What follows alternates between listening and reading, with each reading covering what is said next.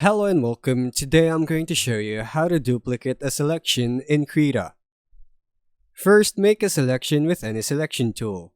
For example, the rectangular, freehand, or magic wand. So you see the marching ants around the area you want to duplicate.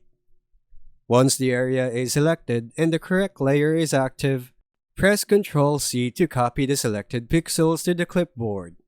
Then press Ctrl V to paste the copied selection. Krita will create a new layer with that pasted content above your current layer. You can then move or transform that copy with the Move or Transform tools. A faster shortcut for copy-paste into a new layer in one step is Ctrl-Alt-J. This duplicates the selected area directly into its own layer.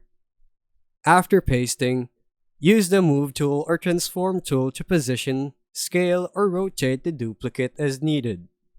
And that's how you duplicate a selection in Krita. Thanks for watching.